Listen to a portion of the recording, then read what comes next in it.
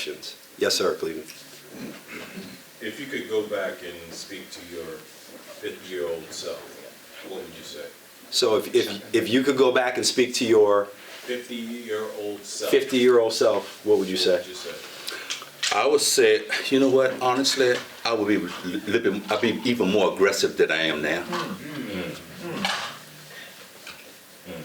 And I would not be afraid of it at all. How? How would you be more aggressive? I would buy every building I can find within reason. And fix them up. I'm serious, because I look back on it now, I passed some opportunities thinking long term. And when I should have narrowed it in. And then I also would put more people around me. That's another thing I would have done if I could talk to my 50-year-old self, instead of trying to do it all myself. What else? JL? Yeah, the question first, I think. All right. Yeah, just want to know what kind of business model do you have? Were you like, did all your business as yourself, or did you have a corporation, or, what kind of? I did all mine myself, because I'm much older than a lot of you gentlemen.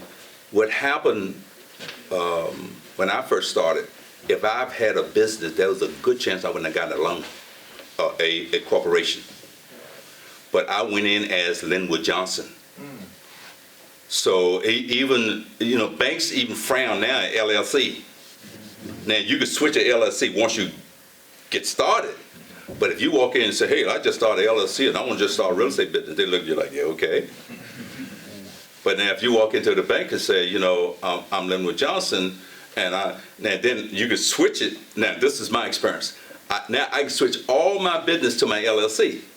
But if I went in there, because the LLC has no liability and has no income for say. No track record. No track record. I do. Yeah, and I tell guys all the time, I say, listen, it's good to start it, but if you're building a business, you walk in that bank with the LLC, say I got an LLC and I want to get a loan, go ahead and try it. Now Sean may give you one. You just gotta have credit, have some assets, and some experience, and I got you. Right, so that's the key. You have to have experience, right? So what if you have, so my partner, right, Willie, like I know a lot of you guys know Willie. Willie had the experience and I had the experience, but we didn't have enough to go do the projects that we wanted to do. How many of you guys have seen the apartment buildings that we own in Arlington, right? I never would have got those on my own, right? So we had to partner, right? And it was one of those things I remember the story vividly. So all of Lake Ridge is where you good? Good. Can you get him into the bathroom? Where the house is by the street. So Indian Streets, Mohican, Antietam, like that's all in the section. So Aztec, it pops up probably about 2010. You know how cheap properties in Woodbridge were in 2010? I had just bought like 4 properties on the same strip and I was about to buy the next property. And my dad tells me what? You need to share. You need to share, right? I wanted to take that property down so bad. I had it for 110. Right? It was renting for like $1,800 a month, right? So I ended up giving it to Willie and Matt, who's my full-time real estate partner. Willie, right? And now we flip together because he understands that I'm not the type of partner that's gonna take. I'm the type of partner that's gonna give, right? So that deal that you can't eat right now, instead of letting it go somewhere, you need to proactively find someone else that can take it down. Proactively find someone that can take it down. Okay? Are y'all getting something out of this? Absolutely. Yo, like, he's a beast. Like, he ain't even getting into half his stories. He's not even getting into half his stories. Part 2. We'll do a part 2. We'll do a part 2. What else do you guys want to talk about with him when he comes back? I got a question for you though, actually. Yep.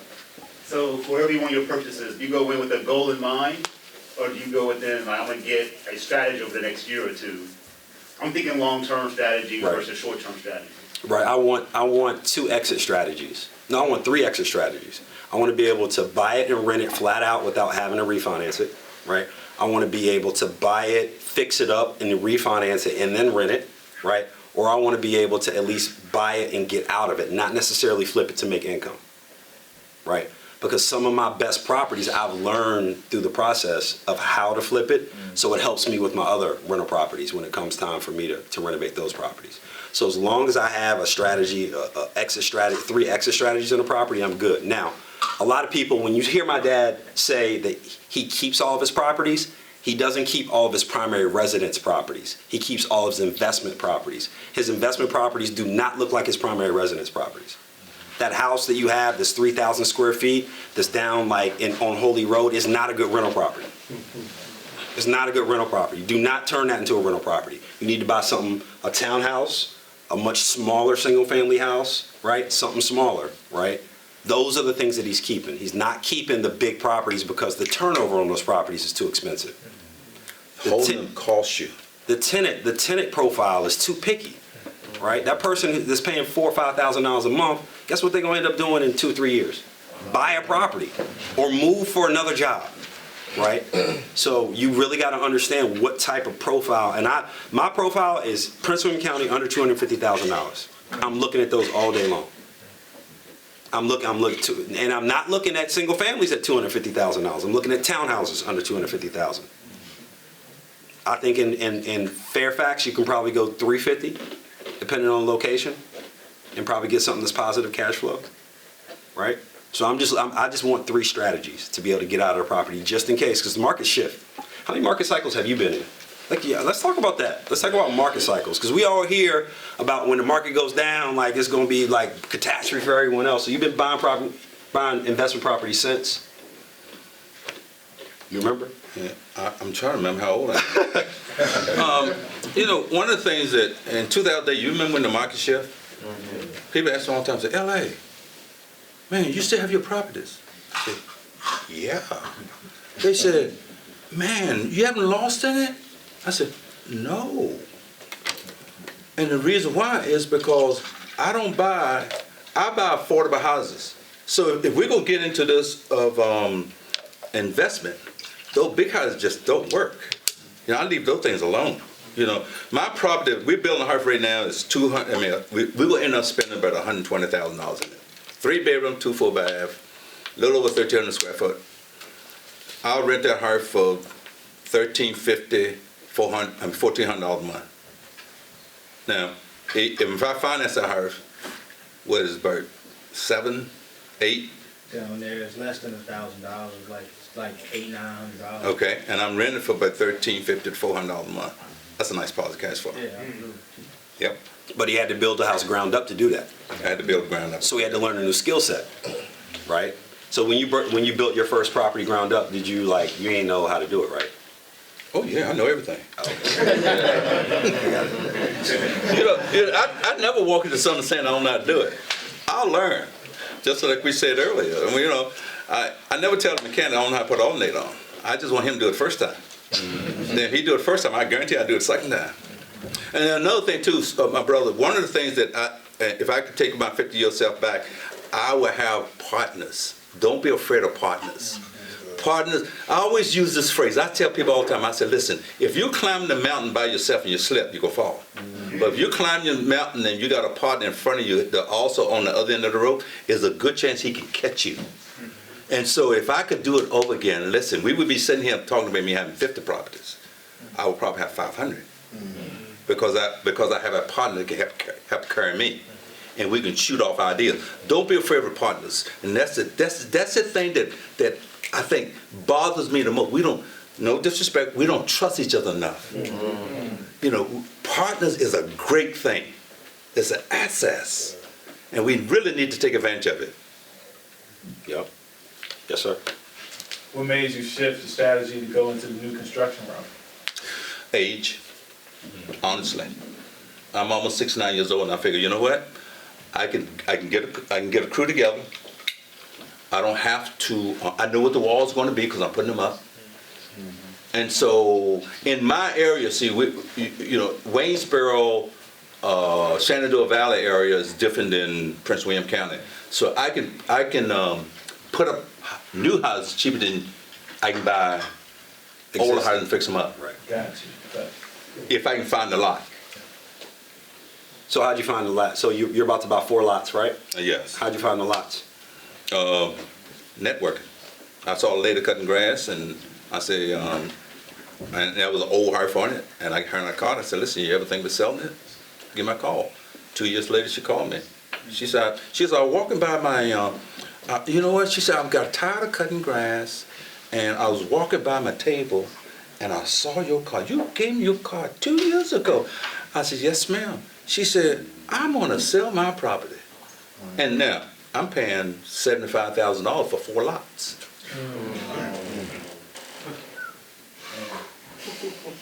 So let's break that down. Can we break it down real quick? So you're paying $75,000 for 4 lots, right? How much is it gonna cost you to get it to where you can actually build on the property? Well, 3 of the lots is ready to build on. Okay. So there's nothing I need to do. I need not move any trees, anything. All I have to do is, I have an old Hartford I have to tie down. I figure it's gonna cost about $6,000. Okay. So, but now on this piece of property, what I'm planning on doing is, I was telling Alan about today, is what we plan on doing is putting duplex on it. We're gonna put 2 2-unit duplex, and I'm gonna just rent it out, because I put a duplex on it for about $160,000 to $175,000. They were already subdivided. They're already They had subdivided. fees, that's it, everything. Yeah, and one of them got water and sewer hookup.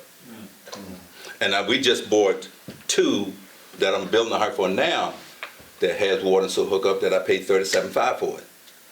Now, we almost finished one house, and I'm getting ready to start the other one when I finish. So I never, when I build these houses, I never ever start one until I finish one. Wow. And that's been my strength too. When the market fell, everything I had was rented, so I wasn't renovating or flipping houses. Because when I buy a piece of property, I have 2 things in mind. Can that property make me money if I decide to rent it? Or if my first goal is to sell it, I know I'm gonna make a profit. But worst case, if the market change, at least I can rent it and I have a positive cash flow. So I never buy a property, even build a property, even this house, saying that I can sell it. I have to sell it because I can still rent it and make money. So that's how I go into all my properties. I never go in it from a standpoint of saying, you know, well, I just have to sell it because I can't make enough money renting it. I'm always going to rent my properties. So when the market fell in 2008, I never miss a beat. Another thing too, I love Section 8. Because I police my tenant anyway. Right. So if I could know that I'm gonna get paid and I already checked the background on the tenant, my worst tenant wasn't on Section 8. That house that I'm telling you about, she wasn't on Section 8. My best tenant, you walk in today, you think, this is impossible. But I get my check every month. And honestly, they'll pay you as much as $100 more a month. In Woodbridge, yo, crazy ass story, man. She was renting my property, and I went to do a check on the property, and she had a dog, and then she wasn't supposed to have a dog in the house. So she not only had a dog, she had a dude in the house too. I was like, man, you gotta go. Y'all both gotta go. Both gotta go. So I went down to Prince William County Courthouse all nervous. Has anyone had to evict a tenant? Like, you gotta walk up in the courthouse by yourself because you don't want to pay no lawyer. Like it's supposed to be easy. So I'm nervous. I'm going up in that joint. I don't know what to do. I'm filling out the papers all wrong. Honey, let me get you. So in Prince William County, they give people second chances. You go to mediation first, right? So they sent her to mediation, and she ain't pay again, right? And then she didn't show up for the next court hearing. So if you don't show up for the next court hearing, you get the automatic writ to be able to get her out. So in Prince William County, they go nail the joint up on the door. So you know it's time to evict. Like, they nail it on the door. You can't get it out. So we show up, and I got a country ass white boy with me. I don't know why I had him with me, but he was country, and I was so glad I had him with me. So we start drilling a lock, and the door opens, and they sitting there eating Fruit Loops as a family. This is in Prince William County, in Fruit Loops. So what ends up happening is, once you drill the lock, now I have possession of the property. Now she can't lock, she doesn't have a key to the door anymore. I have the key to the door, so the door's wide open, and they have 48 hours to be able to get all their stuff out. Well, you know what she left me in there? A dog, a hungry pit bull. right? So I had the country white boy with me again, right? Right? So he opens up the door, and pit bulls, mean ones don't bark, right? So he hears that door, ching, ching, ching, ching, and we get spider senses, we hustlers. Like, I know something happening, so I barely got out the house. Barely got out the house. We're hungry. 2 days, a pit bull ain't ate in the house. And she was tricking the system. She got deeded a house in Lake Ridge, a single family house bigger than the one I was in. And she was renting it out and never told Section 8. So she was using Section 8 to buy mine. I just had a bad experience. I'm like, I'm good, man. Well, I've had very good experience, really. The advantage is you do get your check every month. But listen, if you're gonna get in this business, police your property. Don't listen. Do I recommend property management? Yes and no. Have I tried property management? Yes. The problem is, most property managers will tell me, say, LA, why do you have us? You write your own lease, you inspect your own place, you do this. I said, yes, the reason I have you, because right now I can write it off. And so now I don't have a property management, because really, long you police your property, and really, if we're going to do this thing, you have to police your property. What happened is, what I find with property management, most of the time the property management is not going to be as aggressive as you would owning your property to make sure things are done right. So that's the part, and I've seen property management people, and I shake my head sometimes, because I'm going to go in there and tell you, no, you got to fix stuff. They're going to say, oh, you know what, when you get a chance to get that fixed. No, I'm going to say, no, you're going to have it fixed, and you got 10 days because I'm coming back. And that lady I told you that was there for first of the month, and I put it 15th of the same month, I went in, I put brand new carpet, just painted, new appliance, new everything, and I walked in, when a person move in, I go in 5 days and I do inspections. Just as soon as you move in, every place, I go in 5 days after you've been there. And I walk through to see, because when people move furniture and they scratch their walls and stuff like that, I'm just make sure everything's all right. So I walk through, and that's red Kool-Aid all over my carpet. I said, young lady, my goodness, you got red Kool-Aid all over my new carpet. She saw my kids wasted. I said, listen, I'm coming back now tomorrow. You got to get this up. That red Kool-Aid there sat there too long. You ain't gonna get it out. I went back the next day. The red Kool-Aid was still there. I said, young lady, where's your lease? She said, in the drawer now. I said, go ahead and get it. She went and got it. I said, read a certain paragraph. She read and said, what does this mean? I said, by tomorrow, you got to be gone.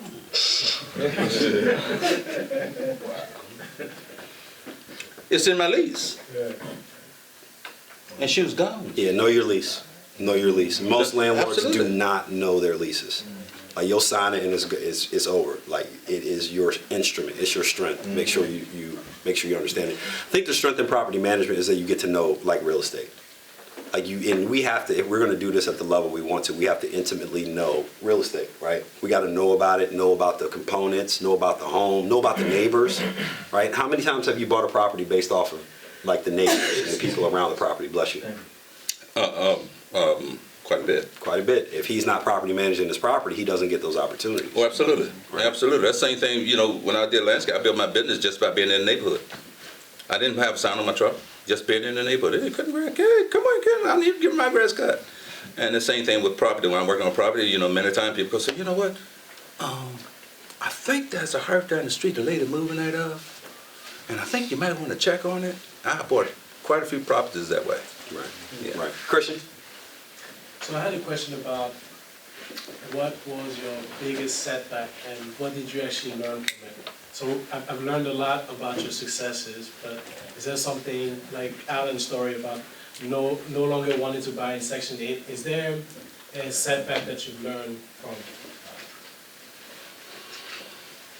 I think probably is not thinking that I can, when I buy a piece of property, that I know everything myself and I can do all the inspection myself.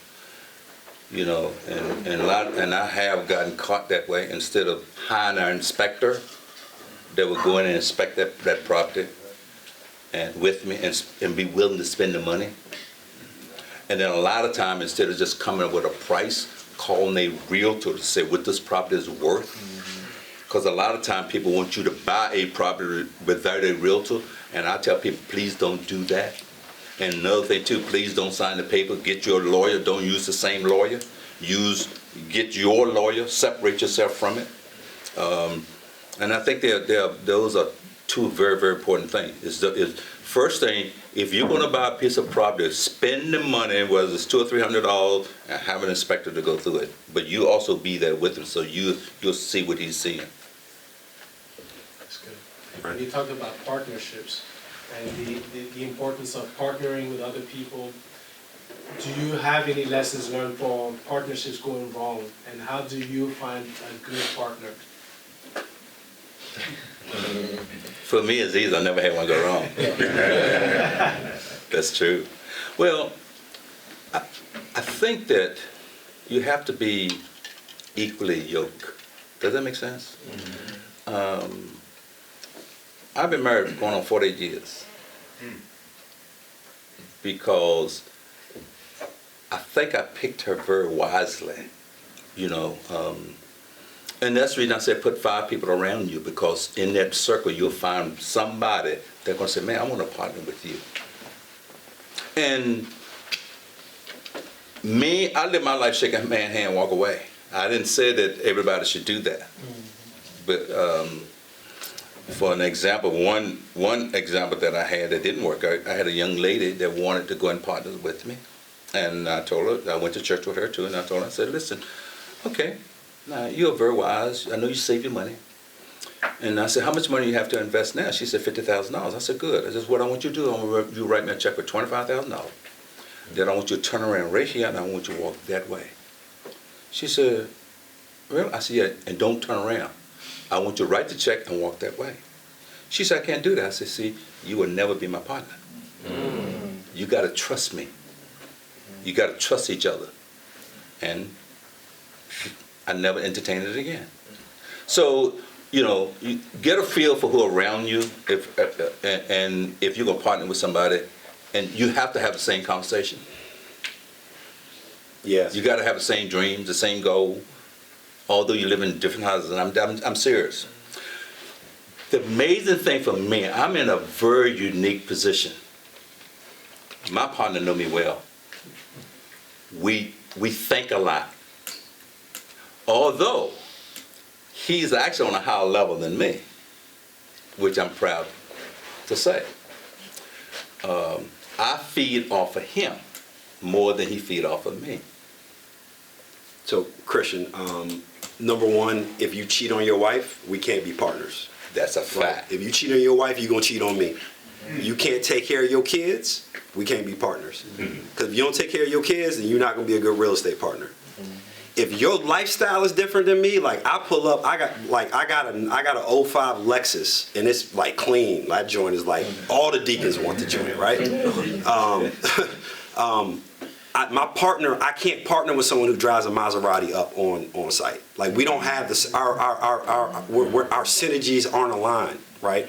So for me, like with Willie literally he got rid of a nice Benz because like we started to understand that instead of buying shoes, instead of buying like, you know, like we spend money on vacations, right? We spend money we want a nice house, but everything else goes to real estate.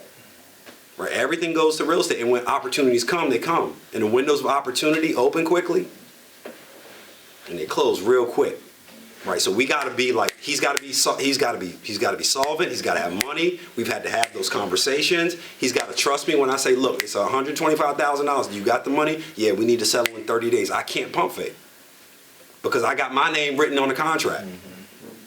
Right? And if he pump fakes, then we can't do it. That's a great point, because we went to Al and I renovated a house in Fairfax, and we had some guys come in. I don't know if anybody in this group was there. I think you were there.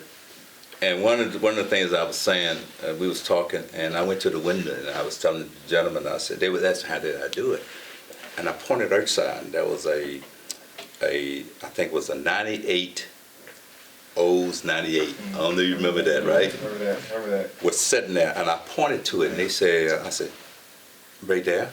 They said, what? I said, I saw y'all guys come in.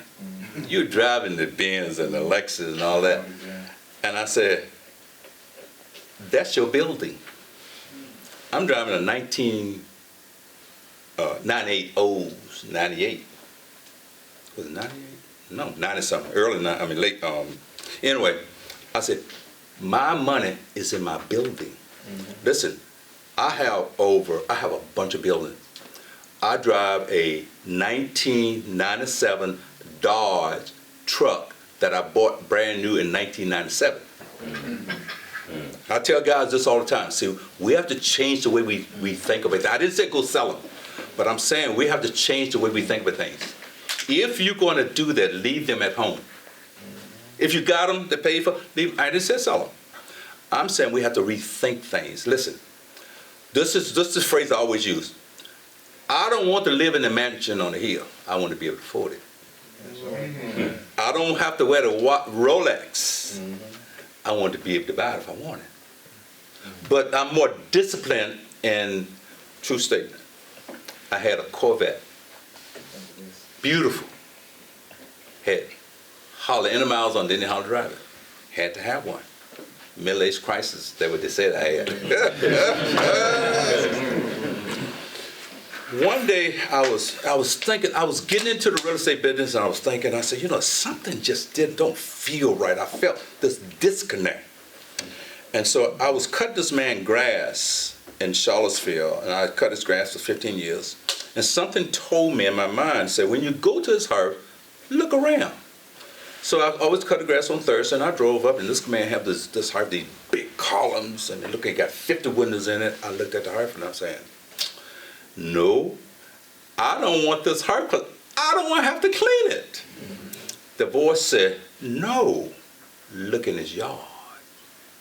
This guy can afford anything he wants. He had a bunch of commercial real estate business in Charlottesville. One of the biggest real estate commercial owners in Charlottesville drove an old Honda Accord, and his wife drove an old Caravan, and next week I sold my Corvette and never looked back. True statement. I took that $30,000 and bought me another heart. That's good. I sure did. Man, that thing hit me like a ton of bricks. Also, I'm looking at the heart, and I said, no, look in the yard. I said, oh my God. You got to be kidding me. That man can afford anything. I used to tell Alan when he first got into business, I said, son, it's important for you to look good. But please, keep it simple. Because if you can invest in those buildings going to give you a return. That car is going to, sooner or later, you're going to spend all your money on it. So for me, I had to learn self-discipline. Listen, where I'm talking now, I didn't always be. I learned that. I learned it by seeing other people fall, by doing some stupid stuff, and then I decided, let me see, what can I learn from this? And then, or spending money on stupid stuff, and I'm thinking, I used to have guys that could tell me all the time, say, man, you work all the time, man, why don't you go fish or something? I said, no, I got to have grass to cut, or I got buildings to work on. And today, can I retire? Absolutely, I could have retired 10, 15 years ago. I refuse. I work every day. I work on buildings every day, and I leave at 8 o'clock in the morning, and I get home 8, 9 o'clock at night. I've been doing it for years. Yeah. I work on my own building. It was funny. Kobe's death hit me hard, right? And it hit me hard because I started to learn what it took to be great, right? It was a new respect for what it took to be great. And I was in the car, and I was like, yo, Kobe's a hero, but I got a Kobe in my life. I got a Kobe. I don't know him, but every day I know the dude just the champion has won multiple championships, and he ain't on TV, right? We got these wise brothers, these wise sages that if we just slow down and just have conversations with them, we can learn so many things, right? So many things. So I appreciate you coming there. Think and grow rich. Richest man in Babylon. I tell guys read Richest Man in Babylon first. I say because it will teach you about Hold up, Pop. partnership. What about? Oh, we're going to get that too. Yeah. And success to a positive mental attitude. Listen, I tell guys all the time, I said, listen, we don't have to reinvent the wheel. It's there. And these are things that I use all the time to motivate me, to encourage me. Alan done the same thing. We used to talk about these books all the time. And yes, Buy that book. buy that book too. Buy that book. But I do. I really, when I talk to guys about real estate, I was talking to a guy actually the day about it. He wanted to get in real estate, and I said, okay, you got to read these books. He said, huh? I said, yeah, because if you don't read these books, you can't talk to me. Because I don't have nothing new. What I'm going to tell you, what I use. I didn't write the book, but I learned so much from it. And so it's important. It's important for us to have these conversations, but it's also important to listen to this. We have a mindset that we have been born with, and through our journey, we have carried. How can we change that? How can you look in the mirror and say, I love what I see, when you are not taught to love what you see? I know, 19 years old, I hated everything. Hated myself, hated everybody, carrying my gun in my back pocket. Hey, guy walked up to me one day, he said, L.A., my name Linwood. He said, Linwood, why are you so mean? I'm thinking, I'm not mean. He said, look at you. You're always carrying a frown. This is the truth.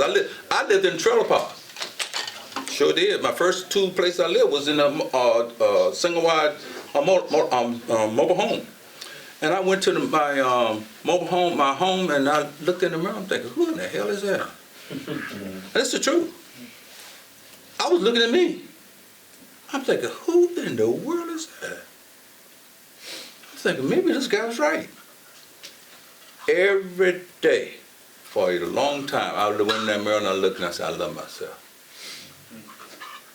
And I would leave, go to work, I'd come back in the evening, I'd look in that mirror, I said, I love myself.